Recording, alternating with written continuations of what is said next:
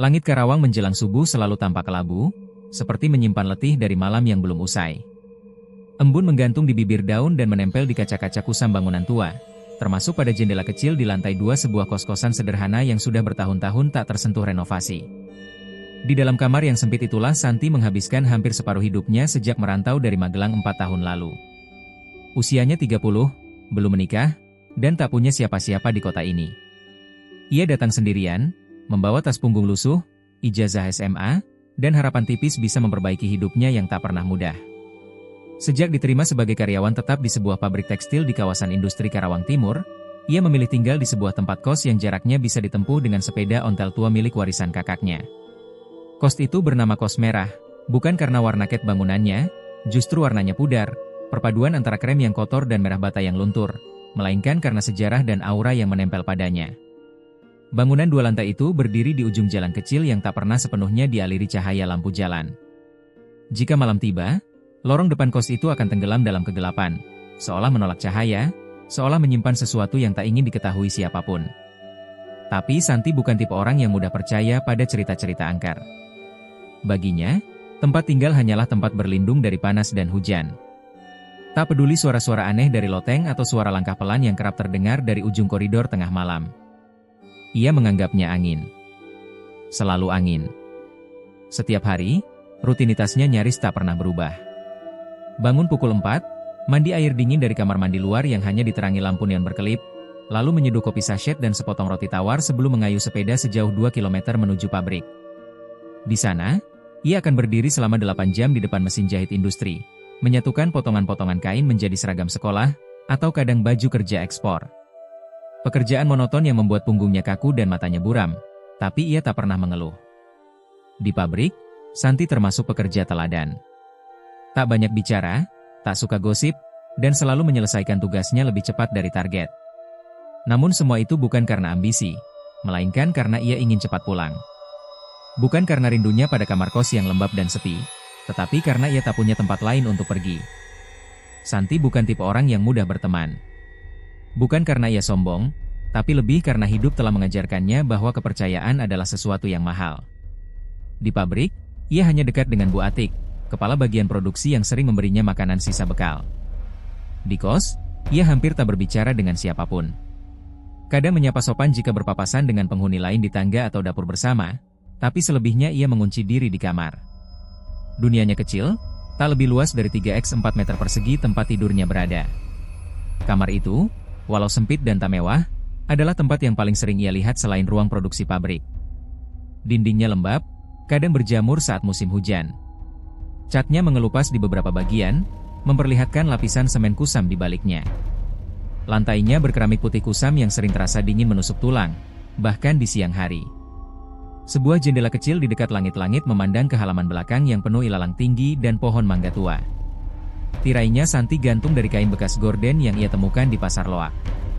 Murah dan tipis, tapi cukup untuk menghalangi pandangan dari luar. Lemari kayu lapuk di pojok kamar menjadi tempat ia menyimpan pakaian, uang, dan beberapa surat penting. Di atasnya, terdapat kotak kardus berisi kenangan dari masa lalu, foto almarhum ibu dan adiknya, buku-buku tulis usang, dan sebuah radio kecil yang sudah tak bisa menangkap siaran manapun. Kasurnya hanya selembar busa tipis yang mulai kempes, dibalut sprei bermotif bunga biru yang sudah mulai memudar. Suasana di Kos Merah cenderung sunyi, meski semua kamar nyaris terisi. Lorong-lorong sempitnya seperti lorong rumah sakit tua, sunyi, dan dingin. Lampu di lorong sering mati sendiri, dan kadang menyala tanpa sebab.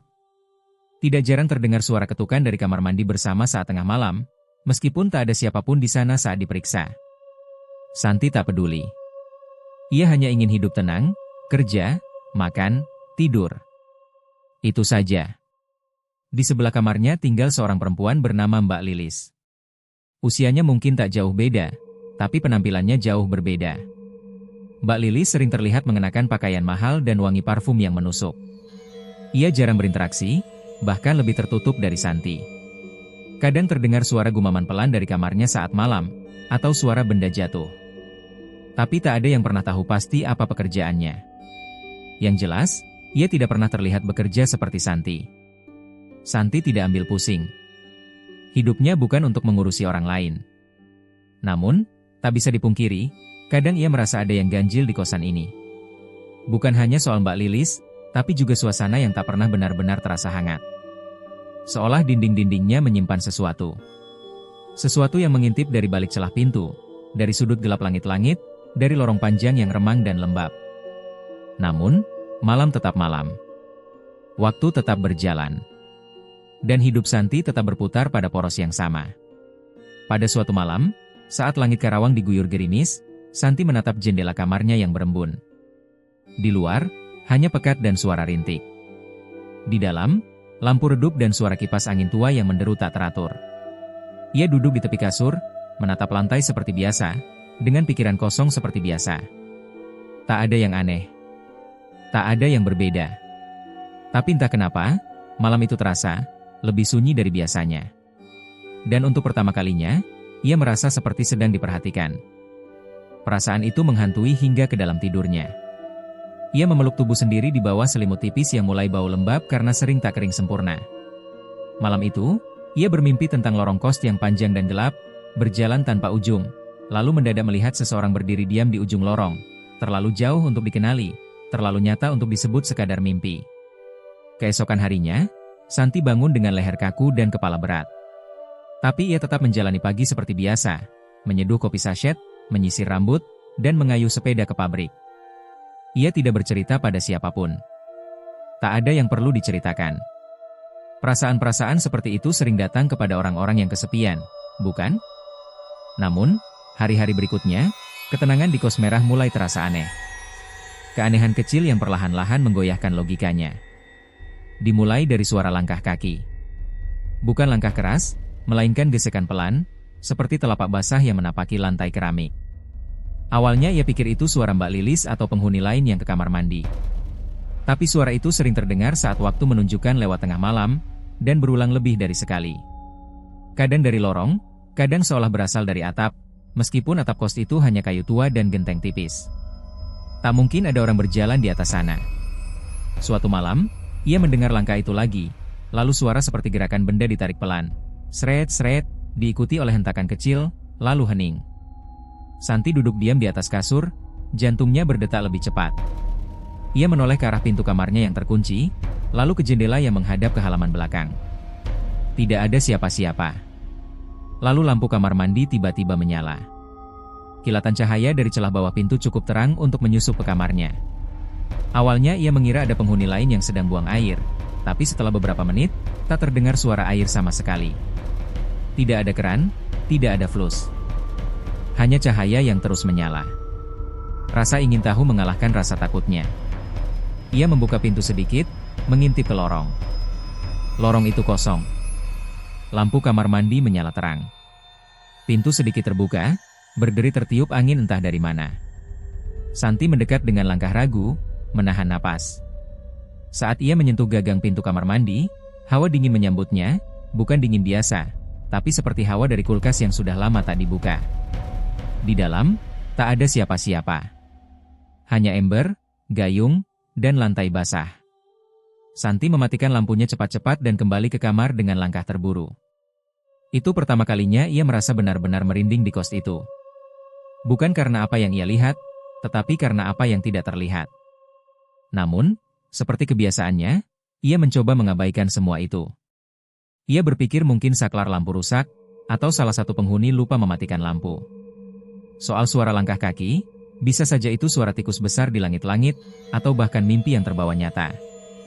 Ia mencoba terus berpikir rasional. Tapi pikirannya mulai goyah ketika matanya semakin sering menangkap hal-hal kecil yang tidak biasa. Ia mulai memperhatikan Mbak Lilis. Bukan karena niat mencampuri urusan orang, tapi karena perempuan itu semakin aneh. Santi perhatikan bahwa Mbak Lilis hampir tak pernah keluar kamar siang hari. Jendela kamarnya selalu tertutup, dan dari celah bawah pintu kadang tercium bau dupa menyengat, seperti aroma kayu terbakar bercampur sesuatu yang amis. Kadang terdengar gumaman, seperti suara orang mengaji tapi dengan intonasi asing, tak seperti yang Santi kenal. Yang paling membuat Santi curiga adalah kebiasaan Mbak Lilis menerima paket. Kurir sering datang membawa dus berisi entah apa. Ukurannya bervariasi, kadang besar, kadang kecil, tapi hampir selalu rutin 2-3 kali seminggu. Pernah sekali, Santi tanpa sengaja melihat isi dus saat kurir membuka untuk verifikasi, Isinya penuh dengan boneka-boneka kecil, kain kafan, dan lilin hitam. Santi menelan ludah, berpura-pura tak melihat, lalu cepat-cepat masuk kamar. Ia mulai bertanya-tanya, apa sebenarnya pekerjaan Mbak Lilis? Dari mana ia mendapatkan uang untuk belanja barang-barang aneh itu? Kenapa ia tak pernah terlihat bekerja? Tapi pertanyaan itu hanya dipendam sendiri. Santi tahu, di tempat seperti ini, terlalu banyak bertanya bisa membawa masalah. Lagi pula, hidupnya sudah cukup berat tanpa harus menambah beban dengan rasa ingin tahu yang tak penting. Namun malam-malam berikutnya justru semakin mengguncang pikirannya. Kadang, ketika ia menyalakan kipas angin, udara di kamar justru terasa lebih dingin dari biasanya. Bukan sejuk, tapi dingin yang membuat tulang-tulangnya seperti membeku. Ia menempelkan tangan ke dinding dan merasa permukaannya basah, padahal hari itu tidak hujan. Jantungnya berdetak lebih cepat saat melihat jejak kecil di lantai keramik, seperti bekas kaki anak-anak, mengarah ke bawah lemari kayunya. Ia membersihkannya tanpa berpikir panjang. Lalu mengunci diri rapat-rapat. Pagi harinya, saat berjalan keluar hendak berangkat kerja, ia melihat Mbak Lilis berdiri di depan kamar, mengenakan daster merah marun dan menatap ke arahnya. Tatapan itu datar, tak ramah, tapi tak juga mengancam. Hanya tatapan kosong yang membuat bulu kuduk Santi meremang. Ia mengangguk kecil, tapi Mbak Lilis tidak membalas. Hanya berbalik pelan dan masuk kembali ke kamarnya, menutup pintu perlahan seperti sedang menutup peti mati. Santi memejamkan mata sesaat dan menghela napas panjang. Semua keanehan itu, semua rasa tidak nyaman yang merayap pelan, coba ia telan sendiri. Ia selalu berkata dalam hati, ini semua hanya kebetulan. Mungkin aku hanya lelah. Mungkin pikiranku yang terlalu liar. Tapi malam tetap datang, dan keanehan tak pernah berhenti. Di kos yang seharusnya hanya menjadi tempat beristirahat, kini Santi mulai merasakan sesuatu yang lain. Bukan hanya sepi, bukan hanya sunyi, tapi seperti sedang hidup bersama sesuatu yang tak terlihat, tak terdengar, tapi tahu persis di mana ia berada. Dan Santi tahu, perlahan, semua ini tak lagi bisa disebut sekadar kebetulan. Namun tetap saja, ia mencoba hidup seperti biasa. Seolah-olah ketakutan dan keanehan malam-malam itu hanyalah bayangan pikirannya sendiri. Siang harinya, pabrik tetap menjadi pelarian terbaik. Suara mesin, jeritan mandor, dan ritme kerja yang padat menjadi obat pelupa paling manjur. Tapi ketika malam kembali datang, kesadaran akan suasana ganjil di kos itu perlahan menekan batinnya lagi. Namun kali ini bukan hanya tentang suara langkah atau hawa dingin. Sekitar 2 minggu setelah malam lampu kamar mandi menyala sendiri, Santi menyadari sesuatu yang jauh lebih nyata dan mengganggu. Uangnya mulai hilang. Awalnya hanya recehan. Uang koin yang biasa ia taruh di atas meja kecil di samping kasur. Ia pikir mungkin terjatuh atau ia sendiri yang lupa menyimpannya. Tapi lama-lama, yang hilang bukan hanya recehan. Suatu pagi, ia membuka laci lemari tempat ia biasa menyimpan uang. Satu-satunya tempat yang cukup aman di kamar itu. Di dalamnya ia biasa menaruh amplop berisi sisa gaji bulanan, uang cadangan, dan beberapa lembar yang akan digunakan untuk kebutuhan mingguan. Saat itu, isi amplop yang seharusnya sekitar Rp250.000, hanya tinggal setengahnya. Dahinya mengerut. Ia hitung ulang, membuka dompet, mengecek semua kantong tas dan saku baju, tapi hasilnya nihil. Ia tak ingat pernah menggunakannya, apalagi membelanjakannya untuk hal-hal besar. Logikanya berkata bahwa ia pasti salah hitung. Tapi nalurinya merasa ada yang janggal. Hari-hari berikutnya, ia mulai mencatat pengeluaran dengan lebih ketat. Setiap malam sebelum tidur, ia membuka amplop, menghitung jumlah uang, lalu mencatatnya di buku kecil yang ia selipkan di balik buku doa. Setiap pagi, sebelum berangkat kerja, ia cek kembali. Namun tetap saja, jumlah uang itu sering berkurang sedikit demi sedikit. 30.000, 20.000, kadang hanya 10.000. Tak ada tanda-tanda laci dibobol. Tak ada kerusakan pada gembok lemari. Dan yang membuatnya semakin bingung, uang receh justru tak pernah hilang. Hanya lembaran kertas yang raib. Lembaran-lembaran yang ringan, mudah diselipkan, dan mudah disikat. Santi mulai curiga pada tetangga kosnya. Mungkin saja seseorang mengintai saat ia pergi bekerja, lalu masuk dengan kunci duplikat. Ia tahu betul, pintu kamarnya bukan jenis pintu modern yang sulit dijebol.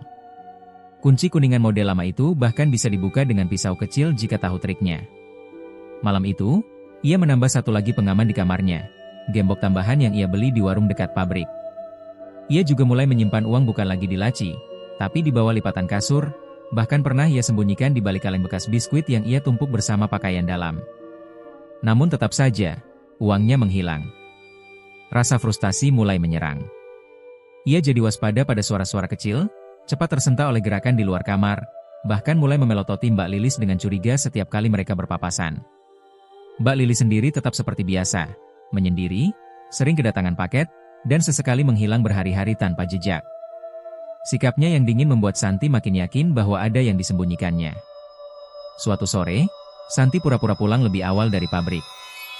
Ia ingin tahu, siapa yang berkeliaran di lorong kos saat penghuni lainnya pergi bekerja.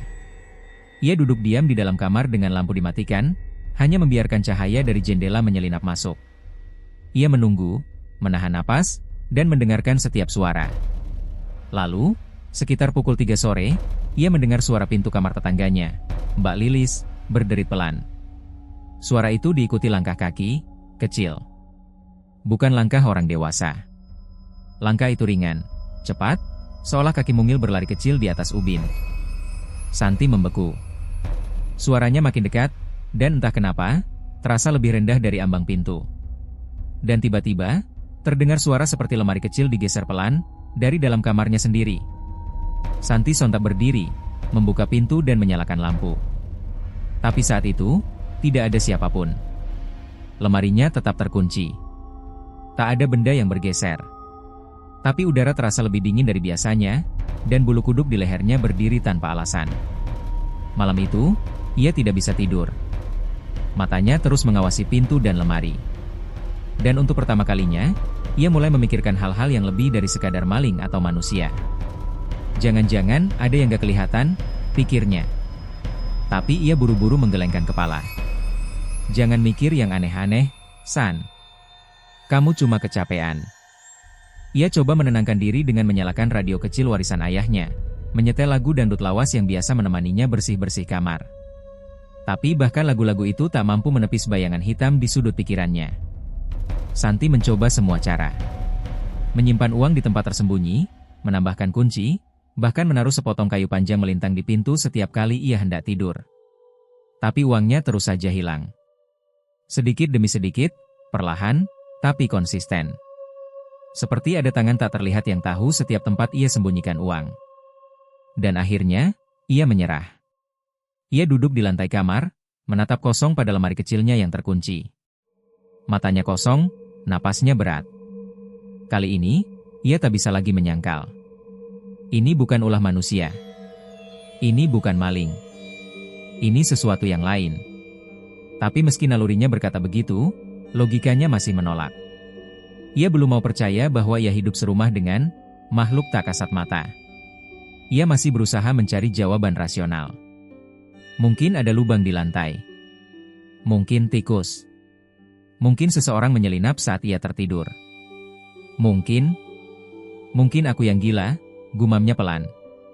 Namun jauh di lubuk hatinya, ia tahu, sesuatu sedang bermain di kamarnya. Sesuatu yang tidak pernah ia undang masuk. Dan sesuatu itu tahu persis, kapan ia lengah, dan di mana ia menyimpan uang. Malam itu, Santi tertidur dengan resah. Tubuhnya meringkuk di sudut kasur, berselimut kain tipis yang tak mampu mengusir rasa dingin. Lampu kamar ia biarkan menyala, namun nyalanya yang kekuningan hanya menambah kesan sendu. Di bawah sinar lampu itu, bayangan-bayangan mencurigakan seringkali muncul dari sudut ruangan, menari-nari seperti makhluk tak terlihat sedang bermain-main dengan cahaya. Jam dinding menunjukkan pukul 2.43 saat Santi terbangun. Matanya terbuka perlahan karena mendengar suara berderit. Awalnya ia pikir itu suara angin, atau tetangga yang bangun malam. Tapi suara itu terlalu dekat. Terlalu nyata. Laci lemari. Matanya mengarah ke sisi ruangan, ke arah lemari kayu tua berwarna coklat yang berdiri di pojok kamar. Ia mendengarnya lagi, klik. Suara gagang besi laci ditarik dengan paksa, disusul gesekan kayu pada kayu. Perlahan, seperti tangan kecil yang tak terbiasa membuka sesuatu. Laci itu terbuka sendiri. Santi membeku. Jantungnya berdegup kencang. Ia ingin bangkit, berteriak, menyalakan semua lampu, tapi tubuhnya terasa kaku. Matanya terbelalak, tubuhnya tak mau menurut. Semua nalurinya berteriak, Tapi hanya diam yang keluar dari mulutnya. Dan dari kegelapan di sekitar lemari, muncul sosok kecil. Makhluk itu hanya setinggi pinggul orang dewasa, bertubuh kurus kering seperti anak balita yang kurang gizi. Kulitnya legam, nyaris hitam legap seperti arang, tampak licin berkilat seperti dilumuri minyak. Kepalanya botak dan besar, tidak proporsional dengan tubuhnya yang kurus. Dan matanya, mata itu menyala merah. Bukan merah biasa, tapi merah menyala seperti bara api, seperti amarah yang tak bisa dijelaskan. Seolah matanya bukan sekadar untuk melihat, tapi untuk menembus. Makhluk itu berdiri diam di depan lemari, menatap Santi dari kejauhan. Tidak bergerak. Tidak berkata-kata. Hanya berdiri dan mematung. Santi ingin menjerit, ingin melompat dari kasur, ingin membuka pintu dan kabur keluar, tapi tubuhnya seperti terkunci. Bahkan napasnya pun seperti tertahan. Udara di kamar tiba-tiba menjadi sangat dingin, menusuk sampai ke tulang. Aroma anyir menyeruak begitu kuat, seperti darah basi yang dicampur tanah kuburan basah. Hidungnya tersengat, perutnya mual. Tuyul. Hanya satu kata itu yang terlintas di benaknya. Sosok dalam cerita rakyat, makhluk yang dipelihara untuk mencuri uang, biasanya oleh orang-orang yang melakukan pesugihan. Ia tak pernah benar-benar percaya sebelumnya. Selama ini ia hanya mendengar kisahnya lewat bisik-bisik para tetua kampung. Tapi kini, makhluk itu berdiri di kamarnya sendiri. Santi menutup mata, berharap itu hanyalah mimpi. Tapi saat ia membuka mata lagi, makhluk itu sudah mendekat. Kini berdiri hanya 2 meter darinya, di samping kasur. Matanya masih menyala. Mulutnya terbuka sedikit, menampakkan gigi-gigi kecil yang runcing seperti duri ikan.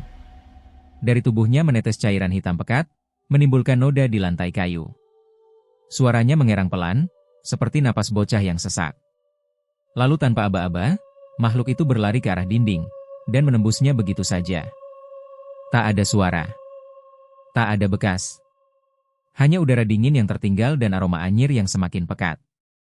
Santi langsung bangkit dengan tubuh gemetar, lututnya lemas, napasnya terengah-engah. Ia duduk di lantai, menangis tanpa suara. Air matanya mengalir deras. Selimut terjatuh, dan tubuhnya menggigil hebat. Hatinya remuk oleh ketakutan yang tak bisa dijelaskan dengan logika. Ia tak tahu harus bagaimana. Ia tak tahu harus cerita pada siapa. Ia tak tahu harus percaya pada siapa. Esok paginya, wajah Santi pucat pasi. Matanya sembab dan merah, tubuhnya lemas, dan tangannya gemetar saat menuang air dari termos. Ia tak bicara pada siapapun saat berangkat kerja. Teman-teman pabriknya menyangka ia sedang flu berat atau kurang tidur. Padahal, semalaman ia tidak tidur sama sekali. Ia mencoba menceritakan apa yang terjadi kepada rekan kerjanya, Rina, tapi kata-katanya selalu terhenti. Ia takut ditertawakan. Ia takut dianggap gila. Apalagi saat memikirkan bahwa mungkin penghuni kos lain juga tahu, tapi memilih diam. Dan ketika malam tiba kembali, rasa takut itu datang 2 kali lipat lebih besar. Setiap suara kecil membuatnya waspada. Setiap kerlip lampu membuatnya membayangkan mata merah itu. Ia mulai tidur dengan menyalakan TV kecil milik kos yang suaranya sengaja ia biarkan menyala sebagai peneman. Namun suara TV tidak bisa menutupi kenyataan bahwa kamar itu kini bukan lagi tempat tinggal, tapi semacam perangkap. Ruang di mana sesuatu yang tidak kasat mata hidup bersamanya. Ketakutannya pada kos semakin menjadi-jadi. Ia mulai menghindari lorong setelah maghrib. Ia tak berani mandi malam. Ia selalu membawa dompet kemanapun pergi, tak lagi menyimpan uang di kamar. Bahkan saat tidur, ia letakkan dompet itu di bawah bantal. Dan yang lebih membuatnya resah, ia belum pernah melihat makhluk itu lagi, tapi perasaan diawasi tidak pernah hilang. Setiap malam, ia merasa ada mata yang mengintip dari balik lemari. Ada napas pelan dari kolong tempat tidur. Ada jejak kaki mungil yang kadang muncul samar di lantai kayu yang berdebu. Namun tak ada yang bisa ia lakukan. Ia merasa sendirian dalam ketakutan ini. Mbak Lilis tetap diam di kamarnya, seolah tak pernah terjadi apa-apa. Penghuni kos lain pun terlihat biasa saja, bahkan seperti tak sadar akan suasana aneh yang mulai menyelimuti bangunan tua itu. Santi terkurung dalam ketakutannya sendiri. Dan dalam diam, ia mulai memahami satu hal, makhluk itu nyata.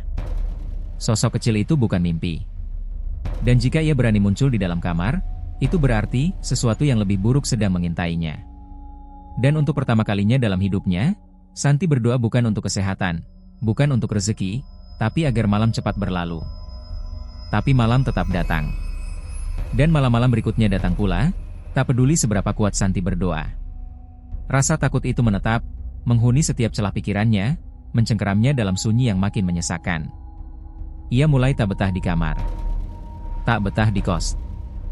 Bahkan dunia kerjanya pun mulai terasa berat. Fokusnya mudah buyar, tubuhnya lemas, dan lingkar matanya semakin menghitam karena kurang tidur. 3 hari setelah melihat sosok kecil itu, Santi akhirnya bercerita kepada Rina, rekan kerjanya yang cukup dekat. Awalnya ia hanya ingin sedikit kelegaan. Ia ingin seseorang percaya padanya, atau setidaknya mendengarkannya tanpa menertawakan. Di saat makan siang, dengan suara bergetar, ia menceritakan tentang malam itu, tentang laci, tentang sosok kecil berkulit hitam, tentang mata merah itu, dan bagaimana makhluk itu menembus dinding lalu lenyap. Rina sempat terdiam lama. Wajahnya berubah serius, tidak seperti biasanya. Lalu ia berkata, "Lirih, kamu harus ketemu Pak Ustaz Salman. Dia yang biasa ngurusin hal-hal begitu. Saudara sepupuku pernah diganggu makhluk kayak gitu juga, di rumahnya. Waktu Pak Ustaz datang, alhamdulillah, gangguannya berhenti." Nama itu menancap di kepala Santi seperti secercah harapan. Ustaz Salman. Malamnya, Santi memberanikan diri menghubungi nomor yang diberikan Rina. Ia mengirim pesan lewat WhatsApp, memperkenalkan diri dengan sopan, lalu menjelaskan kejadian secara singkat. Tak butuh waktu lama, pesan balasannya datang. "Insya Allah, besok sore saya datang ke kos Mbak. Tolong siapkan air putih di gelas dan biarkan saya tahu arah kiblat kamar ya." Santi membacanya berkali-kali. Ada ketenangan dalam balasan itu. Tak ada rasa takut, tak ada keraguan. Seolah hal yang ia alami hanyalah satu dari sekian banyak peristiwa gaib yang sudah pernah ditangani sang ustaz. Sore keesokan harinya, tepat setelah jam 5, seorang pria berusia sekitar 50 tahun datang ke depan kos. Jubah putih dan sorban yang ia kenakan sangat kontras dengan cat tembok kusam kos merah yang mengelupas. Wajahnya tenang, tatapannya lembut namun dalam. Santi segera membukakan pintu pagar kos, mempersilakannya masuk. Lorong kos sore itu terasa lebih sunyi dari biasanya. Seolah semua penghuni enggan keluar kamar. Seolah mereka tahu, sesuatu sedang terjadi. Pak Ustaz tak banyak bicara. Ia hanya meminta izin untuk masuk kamar, lalu duduk bersila di atas lantai. Ia meletakkan tas kecilnya, mengeluarkan sebotol air mineral dan beberapa kertas bertuliskan ayat-ayat Al-Quran. Santi memperhatikan dengan gugup, duduk tak jauh darinya. Ustaz Salman memejamkan mata, membaca pelan-pelan ayat-ayat suci dengan suara yang merdu dan menenangkan. Namun, semakin lama doa dibaca, suasana kamar berubah drastis. Udara di dalam kamar mendadak lebih berat, seolah ada tekanan tak kasat mata yang turun dari langit-langit. Lampu kamar bergetar pelan, dan Santi merasa bulu kuduknya berdiri semua. Pak Ustaz tiba-tiba membuka mata. Tatapannya tajam. "Makhluk itu masih di sini," gumamnya. Santi menahan napas. Dia tidak suka doa-doa ini. Tapi dia tidak kuat. Perlahan dia akan keluar dari tempat persembunyiannya. Pak Ustaz berdiri, mengelilingi kamar sambil menaburkan air doa dari botol kecilnya. Ia berhenti di dekat lemari. "Di sini tempat favoritnya," ucapnya pelan. Dia suka tempat gelap, dingin, dan dekat dengan benda-benda berharga manusia. Lalu, dengan nada tegas, ia membaca ayat kursi 3 kali, mengangkat suara di setiap pengulangan. Tiba-tiba terdengar suara seperti angin bertiup pelan dari arah dinding. Aroma anyir yang familiar kembali menyeruak, membuat Santi menutup hidung. Tapi kali ini, ia tidak panik. Ia mempercayakan sepenuhnya pada Pak Ustaz. Beberapa menit kemudian, suasana kamar menjadi lebih ringan. Bau anyir menghilang. Pak Ustaz duduk kembali, menatap Santi. "Saya sudah tutup celah gaib di kamar ini.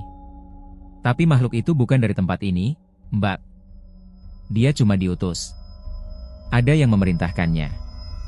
Dan asalnya, dari kamar sebelah." Santi tertegun. Hanya satu kamar yang berbagi dinding dengan kamarnya. Kamar Mbak Lilis. "Apa Anda yakin?" tanya Santi pelan. Pak Ustaz mengangguk, lalu tersenyum tipis. "Saya tak pernah bicara tanpa keyakinan.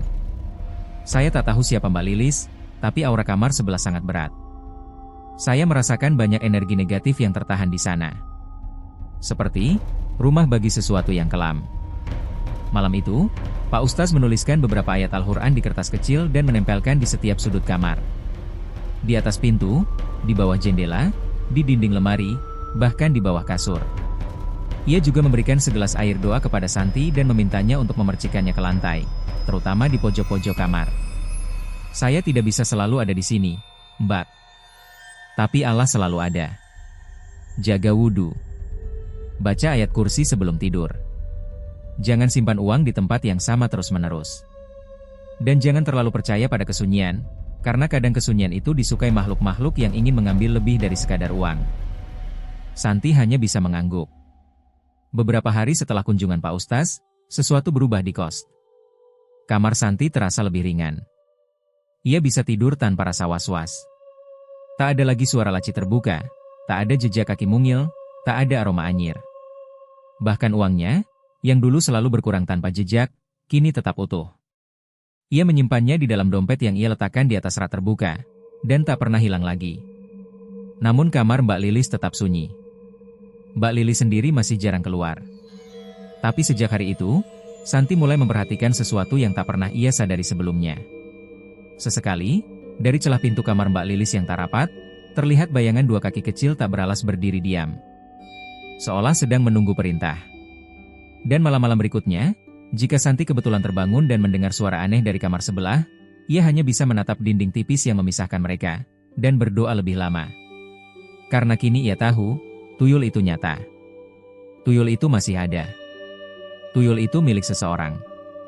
Dan seseorang itu, tinggal hanya beberapa langkah darinya. Hari-hari berikutnya berlalu dalam keheningan yang tak biasa. Sejak Pak Ustaz datang dan melakukan ruqyah di kamarnya, semuanya terasa berbeda. Tidak ada lagi suara langkah kecil saat malam, tak ada lagi suara laci berderit sendiri, dan yang paling melegakan, uangnya tidak pernah hilang lagi. Bahkan uang receh yang ia letakkan di atas meja pun tetap utuh. Namun ketenangan itu bukan kedamaian sejati. Ia lebih seperti keheningan yang mengintai.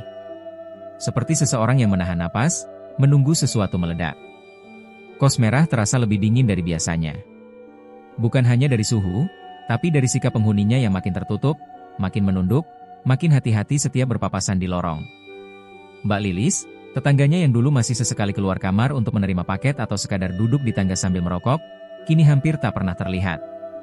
Pintu kamarnya selalu tertutup rapat, tirai jendela selalu menjuntai menutupi cahaya, dan malam hari kadang terdengar suara samar, seperti gumaman.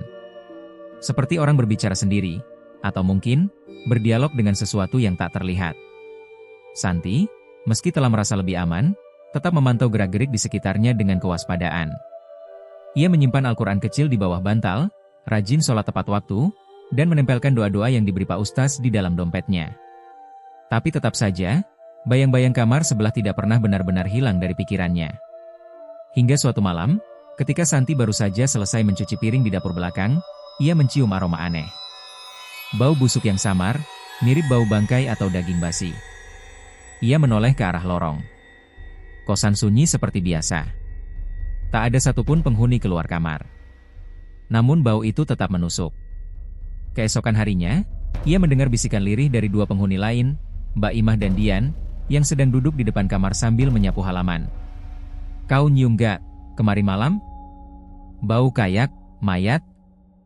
"Iya, dari arah kamarnya Mbak Lilis, ya?" "Ih, serem." "SSSTT, pelan dikit, entar denger lagi." Santi mendengarnya dari balik pintu kamar yang setengah terbuka. Jantungnya mencelos. Ia bukan satu-satunya yang merasakan ada yang tak beres. Tapi berbeda dengan sebelumnya, tak seorang pun berani mengetuk pintu kamar Mbak Lilis. Tak ada yang mau mengusik. Seolah semua sepakat bahwa kamar itu bukan lagi sekadar tempat tinggal seseorang, tapi sarang sesuatu yang tak diketahui. Hari-hari selanjutnya, bau busuk itu datang dan pergi. Kadang lebih kuat saat subuh, kadang muncul saat sore menjelang maghrib. Santi sempat berpikir untuk melaporkannya ke ibu kos, tapi wanita itu sendiri sudah jarang datang. Kabarnya sedang merawat orang tuanya yang sakit di kampung. Kos merah seperti kapal tua yang dibiarkan berlayar sendiri tanpa nahoda. Ketegangan makin terasa saat satu persatu penghuni mulai menghindari bagian lorong dekat kamar Mbak Lilis. Mereka memilih mencuci pakaian saat siang bolong, tak berani keluar kamar setelah Isya, dan berbicara dalam bisik-bisik. Bahkan suara televisi pun kini tak pernah terdengar dari kamar manapun. Semua menahan diri. Semua menunggu. Dan Santi, meski kamar dan tubuhnya lebih tenang, merasa pikirannya makin gelisah. Ia kerap terbangun jam 2 atau 3 dini hari tanpa alasan. Tidurnya ringan, dan tiap kali membuka mata, ia merasa seperti ada sesuatu yang memperhatikan dari balik tembok. Suatu malam, saat hujan deras mengguyur Karawang, Santi mendengar suara dari kamar sebelah. Bukan gumaman kali ini, tapi seperti suara rintihan. Lemah. Terputus-putus. Ia menempelkan telinganya ke dinding, dan memang, ada suara. Hahaha, tolong. Suaranya lirih dan serak. Bukan seperti suara Mbak Lilis yang biasa ia dengar. Tapi juga bukan suara orang asing. Santi membeku. Seluruh bulu kuduknya berdiri. Ia mundur dari tembok dan menggenggam ponsel. Jarinya gemetar, ingin mengetik sesuatu, menelepon siapapun. Tapi siapa? Ia memutuskan keluar kamar. Mengendap-endap menuju kamar Mbak Imah, yang hanya berjarak 2 pintu.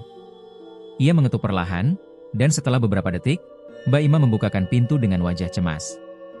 Ada apa, Santi? Santi berbisik, aku dengar suara dari kamar sebelah. Kayak orang minta tolong. Mbak Imah menggeleng cepat. Udah, jangan ikut campur. Diam aja. Jangan ganggu kamar itu.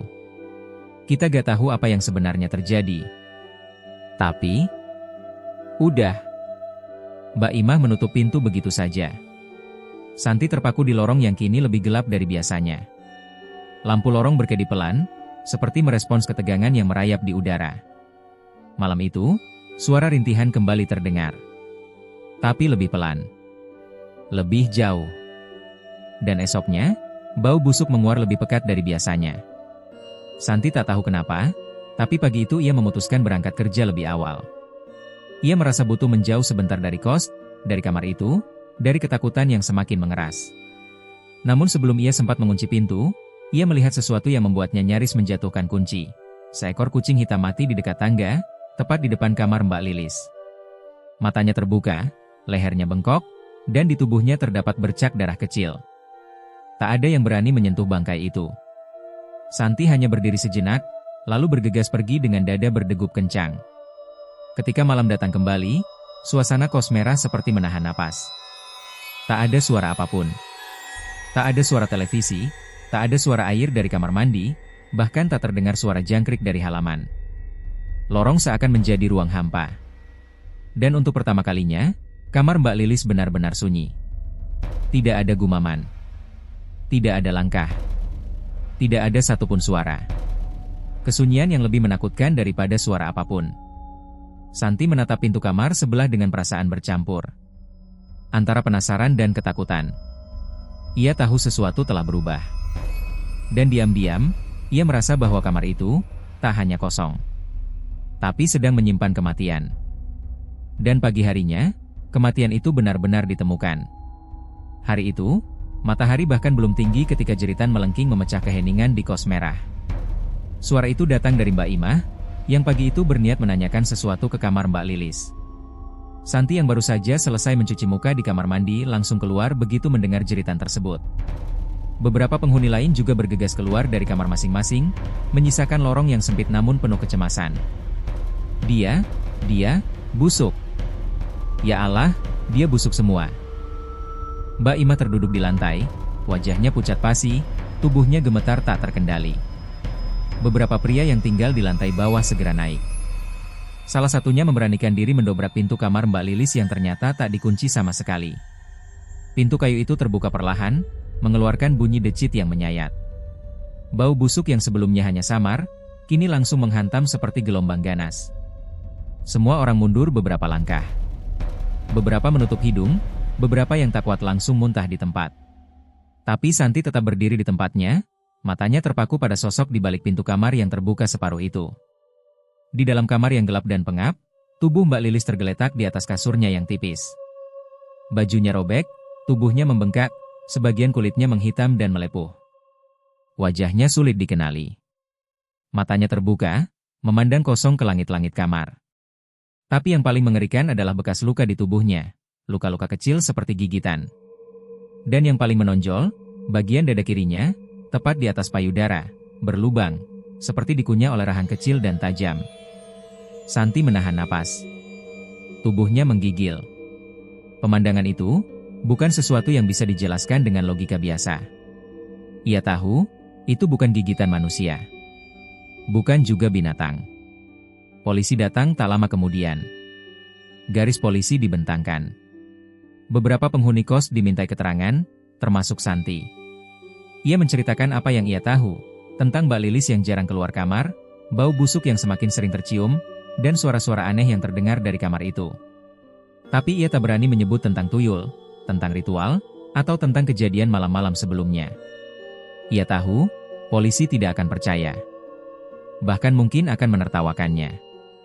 Setelah olah TKP selesai, jenazah Mbak Lilis dibawa dengan ambulans.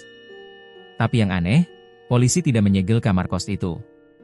Mereka hanya berkata, sepertinya korban meninggal sejak beberapa hari lalu karena komplikasi penyakit. Mungkin juga ada gangguan kejiwaan. Korban mengalami dehidrasi parah, kurang gizi, dan luka-luka itu bisa jadi akibat mencakar dirinya sendiri. Penjelasan logis. Rasional. Dingin. Namun Santi tahu, itu bukan kebenaran. Ada yang jauh lebih gelap daripada sekadar penyakit atau gangguan jiwa. Malamnya, lorong kos kembali sepi. Tak ada yang bicara. Tak ada yang membuka televisi. Tak ada yang keluar kamar. Semua pintu tertutup rapat. Tapi kali ini, kesunyian terasa berbeda. Bukan seperti ketakutan yang menanti kengerian selanjutnya, tapi seperti perasaan lega. Seolah semua beban telah terangkat. Dan itu justru membuat Santi merasa tidak tenang. Ia mengambil ponsel dan menghubungi nomor yang pernah disimpan beberapa bulan lalu, nomor Pak Ustaz. Tak sampai 1 jam, pria tua bersorban itu datang. Tubuhnya masih kurus seperti sebelumnya, dengan wajah tenang yang penuh keriput bijak. Kali ini ia membawa tas kecil berisi air doa dan selembar kain hitam bertuliskan ayat-ayat suci. Dia sudah mati, Ustaz, kata Santi pelan saat mereka duduk di kamar. Pak Ustaz mengangguk pelan. Saya sudah menduganya. Dia dibunuh tuyul itu, kan? Suara Santi bergetar. Tuyul hitam yang saya lihat waktu itu. Pak Ustaz tak langsung menjawab. Ia membuka tasnya, mengeluarkan botol kecil berisi air bening, lalu menyiramkannya sedikit ke lantai kamar. Ia membaca beberapa doa dalam lirih. Kau tahu, Santi, katanya akhirnya, makhluk seperti tuyul adalah bagian dari perjanjian. Ada ikatan antara manusia dan jin. Biasanya jin itu diberi imbalan, makanan, dupa, bahkan darah. Tapi semakin besar yang diminta manusia, semakin besar pula yang harus diberikan. Santi menelan ludah. Tumbal? Ya, jawab Pak Ustaz lirih. Dan jika tumbal tidak terpenuhi dalam waktu yang telah ditentukan, maka makhluk itu akan mengambil apa yang ia mau. Kadang, bahkan pemiliknya sendiri. Santi membayangkan tubuh Mbak Lilis yang membusuk di atas kasur. Matanya yang melotot. Payudaranya yang tergigit. Dan tiba-tiba saja, ia merasa mual. Kenapa harus bagian itu? Tanyanya hampir berbisik. Pak Ustaz menghela napas. Dalam beberapa kepercayaan hitam, payudara dianggap simbol pemberi kehidupan.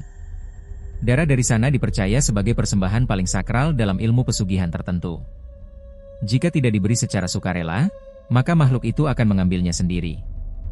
Santi membungkam mulutnya. Ia ingin menangis. Ingin berteriak.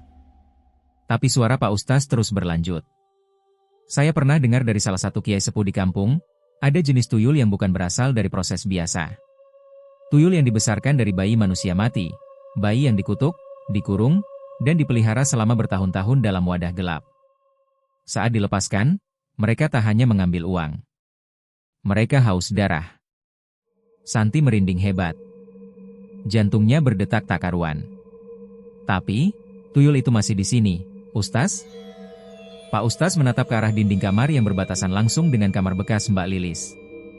Tidak, katanya pelan. Tuyul itu telah menyelesaikan tugasnya. Dan setelah membunuh tuannya, biasanya mereka kembali ke tempat asal. atau menghilang dalam kegelapan. Santi menghela napas panjang. Untuk pertama kalinya sejak malam-malam horor itu terjadi, ia merasa lega. Benar-benar lega. Bukan hanya karena tuyul itu telah pergi, tapi karena akhirnya semua yang selama ini menggantung di pikirannya terjawab sudah. Pak Ustaz berdiri. Tapi jangan lengah. Kos ini masih menyimpan jejak hitam. Banyak energi negatif yang menempel. Kau harus tetap melindungi diri. Jangan tinggalkan ibadah. Jangan buka diri pada rasa penasaran, dan jangan terlalu banyak bicara pada kegelapan. Santi mengangguk pelan. Kata-kata itu akan ia simpan dalam-dalam. Malam itu, setelah Pak Ustaz pergi, ia menatap lorong panjang di depan kamarnya. Masih sunyi. Masih remang.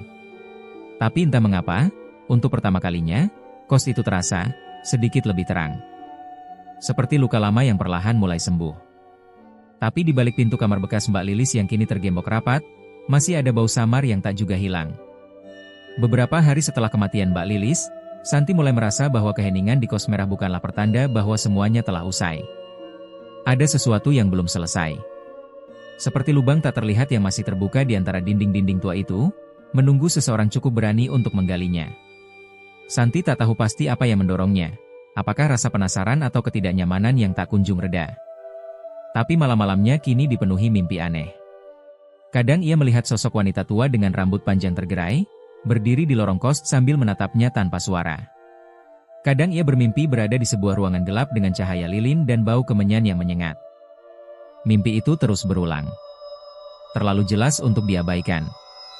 Suatu sore, selepas pulang kerja, Santi duduk di depan laptop usangnya dan mencoba mengetik dua kata di pencarian. Riwayat bangunan di Jalan Mawar Lama, Karawang, alamat kos yang selama ini hanya ia anggap tempat singgah biasa. Beberapa hasil tak relevan muncul. Tapi satu blok tua menarik perhatiannya. Halamannya gelap, desainnya usang, namun judul salah satu artikelnya membuat bulu kuduknya meremang. Rumah dukun wanita di Karawang yang hilang tanpa jejak. Dengan tangan gemetar, Santi mengklik artikel itu. Isi tulisan itu sederhana, tapi penuh detail yang mengerikan. Konon, pada tahun 1990-an, rumah besar di Jalan Mawar Lama dihuni oleh seorang perempuan parubaya bernama Nyai Murni, seorang dukun yang dikenal memiliki ilmu tinggi dan sering menerima tamu dari berbagai kota. Rumah itu terkenal angker, bahkan sebelum dijadikan kos-kosan. Beberapa warga sekitar percaya Nyai Murni tidak hanya mengobati penyakit, tapi juga melayani permintaan jalan cepat kaya. Menurut artikel itu, suatu malam, suara jeritan terdengar dari dalam rumah. Beberapa tetangga berani mendekat dan menemukan pintu terbuka, lilin-lilin menyala di seluruh ruangan, dan simbol-simbol aneh tergambar di lantai. Tapi Nyai Murni, beserta seluruh barang berharganya, hilang begitu saja. Tidak ada darah, tidak ada tanda perampokan. Hanya bau anyir dan dupa yang menyengat. Dari malam itu, rumah tersebut tak pernah dihuni lagi secara wajar, tulis si pemilik blog. Beberapa tahun setelahnya, rumah direnovasi dan disewakan sebagai kos. Tapi penghuni-penghuni pertamanya hanya bertahan sebentar. Beberapa mengaku mengalami gangguan. Bahkan ada yang kabur tanpa membawa barangnya. Santi merasa kepalanya berat. Ia menatap dinding kamarnya. Catnya memang tampak baru, tapi ia tak bisa mengabaikan retakan-retakan kecil di dekat langit-langit. Retakan yang seperti menjalar seperti akar dari rahasia yang dikubur terlalu lama. Santi memutuskan untuk berbicara pada penjaga kos, Pak Rojak. Pria itu sudah tua, pendiam, dan yang paling aneh, bisu. Sejak awal tinggal di sana, Santi tak pernah benar-benar berinteraksi dengannya. Semua urusan kos hanya dilakukan melalui wa dan transfer. Bahkan kunci kamar pun dulu hanya diletakkan di rak depan tanpa sepatah kata pun. Namun sore itu, ia nekat menghampiri pos kecil di depan bangunan kos, tempat Pak Rojak biasa duduk sambil menyapu halaman. Pak, Santi mencoba sopan. Saya mau tanya, soal kos ini. Pak Rojak menoleh perlahan. Matanya kosong, wajahnya sulit dibaca. Bapak sudah lama kerja di sini? Pak Rojak mengangguk. Ia mengambil buku kecil dari saku bajunya dan sebuah pulpen. Di sana ia menulis cepat. Sejak 2001. Santi menelan ludah. Dulu rumah ini milik siapa, Pak? Sebelum jadi kos? Pak Rojak menatapnya agak lama, lalu menulis lagi. Saya tak boleh bicara. Tapi saya sudah tahu, Pak, Santi membalas cepat. Tentang Nyai Murni. Tentang malam itu. Tangannya gemetar saat menyebut nama itu. Tapi Pak Rojak tetap diam. Ia kemudian berdiri, berjalan perlahan ke arah belakang bangunan. Santi mengikutinya tanpa banyak bicara. Mereka berhenti di depan sebuah pintu kecil yang selama ini tak ia perhatikan. Letaknya di balik jemuran tua, tertutup tanaman rambat dan nyaris tak terlihat. Pak Rojak membuka kunci gemboknya, mengeluarkan suara berkarat, lalu menyilakan Santi masuk. Ruangan itu sempit dan lembab, hanya diterangi cahaya matahari yang masuk lewat celah di dinding bata. Tapi di dalamnya, ada sesuatu yang membuat napas Santi tercekat. Lantai ruangan itu masih menyimpan jejak lingkaran ritual. Lilin-lilin mati, abu dupa yang telah membatu, serta kain merah hitam yang tergantung di sudut dinding. Di tengahnya, ada sebuah kendi besar yang ditutup kain putih kusam. Di sekeliling kendi, terdapat bercak-bercak coklat tua, seperti bekas darah. Pak Rojak menulis satu kalimat. Ini altar Nyai. Tak boleh dibongkar. Kenapa tidak dibersihkan? Tanya Santi, suaranya nyaris tak terdengar. Pak Rojak menatapnya dalam-dalam. Kali ini matanya menyimpan rasa takut. Ia menulis satu kalimat terakhir. Yang mencoba membersihkan, tak pernah kembali waras. Malam itu, Santi kembali ke kamarnya dengan tubuh lemas. Kepalanya berdenyut. Ia merasa seperti telah membuka pintu menuju mimpi buruk yang selama ini hanya bersembunyi di balik dinding. Kos merah, bukan hanya bangunan tua. Ia adalah wadah. Penjara. Saksi bisu dari praktik ilmu hitam yang tak pernah ditutup rapat. Dan yang paling membuatnya ngeri, semua itu masih aktif. Masih berdetak. Seperti jantung gelap yang berdenyut pelan, menunggu seseorang menyentuhnya lagi. Ia mengirim pesan pada Pak Ustaz. Kali ini hanya satu kalimat. Kos ini bukan hanya tentang tuyul. Ini tempat warisan ilmu hitam. Pak Ustaz membalas beberapa menit kemudian. Saya tahu. Dan kamu harus pergi sebelum kau menjadi bagian dari warisan itu. Santi menatap layar ponselnya lama. Tapi pikirannya belum sepenuhnya yakin. Ia tidak ingin kabur. Ia ingin tahu lebih banyak. Ia merasa seperti dipanggil oleh suara-suara yang tak kasat mata. Seolah dinding-dinding kos berbisik kepadanya, menawarkan sesuatu, atau memperingatkan. Dan saat malam menjelang, angin berhembus lebih dingin dari biasanya. Langit di atas kos merah tampak gelap, tak berbintang. Tapi dari kamar Santi, samar-samar terdengar suara lirih, seperti nyanyian seorang wanita tua, bersenandung dari balik kendi yang tersembunyi. Langit di atas kos merah tampak gelap, tak berbintang. Tapi dari kamar Santi, samar-samar terdengar suara lirih, seperti nyanyian seorang wanita tua, bersenandung dari balik kendi yang tersembunyi. Namun malam itu berlalu tanpa insiden. Tidak ada suara laci terbuka, tidak ada sosok kecil berkepala botak yang menembus dinding, tidak ada bau amis yang menyeruak dari pojok kamar. Hanya keheningan yang terasa pekat, seolah semua makhluk gaib di bangunan itu sedang tidur, atau menahan napas. Hari-hari berikutnya berjalan lebih tenang. Anehnya, setelah kematian Mbak Lilis dan pengungkapan rahasia kos merah, suasana di kos justru terasa damai. Terlalu damai. Santi tak lagi terbangun karena suara langkah. Lampu kamar mandi tak pernah menyala sendiri. Tidak ada bunyi cakaran dari loteng, tidak ada hawa dingin menusuk di tengah malam. Bahkan para penghuni lain yang semula tertutup mulai tampak lebih terbuka, saling menyapa meski masih dengan jarak aman. Tapi bagi Santi, kedamaian ini tidak sepenuhnya melegakan. Justru membuatnya merasa seperti sedang diam-diam diawasi oleh sesuatu yang belum sepenuhnya pergi. Ia masih sering mendapati bayangan kecil melintas di sudut matanya ketika hendak tidur. Terlalu cepat untuk ditangkap, terlalu samar untuk dipastikan. Tapi cukup jelas untuk menegakkan bulu kuduknya. Beberapa kali ia mencoba mengabaikan perasaan itu, menyalahkan kelelahan atau efek traumatis dari kejadian-kejadian sebelumnya. Tapi setiap kali ia menatap cermin, terutama saat malam, ada bayangan yang tak pernah sepenuhnya mencerminkan dirinya. Ada sesuatu yang keliru. Sesuatu yang menunggu di belakang pantulan itu. Akhirnya, setelah mempertimbangkan segala hal, Santi mengambil keputusan yang sudah lama tertunda. Ia akan pindah dari kos merah. Tak ada lagi alasan untuk bertahan. Kontrak kerja di pabrik selesai bulan depan, dan ia merasa cukup dengan pengalamannya selama bertahun-tahun merantau di Karawang. Lagi pula, rasa aman yang dulu ia dambakan tidak pernah benar-benar datang. Kos itu, seberapapun tenangnya sekarang, telah menyimpan terlalu banyak luka dan jejak kegelapan. Ia menghubungi ibunya di kampung dan mengatakan rencananya untuk pulang. Ibunya terdengar senang, dan itu cukup membuat Santi merasa lega. Mungkin inilah waktunya untuk kembali menjadi manusia biasa, yang hanya perlu khawatir soal uang belanja dan harga sembako, bukan tuyul hitam atau ritual pesugihan.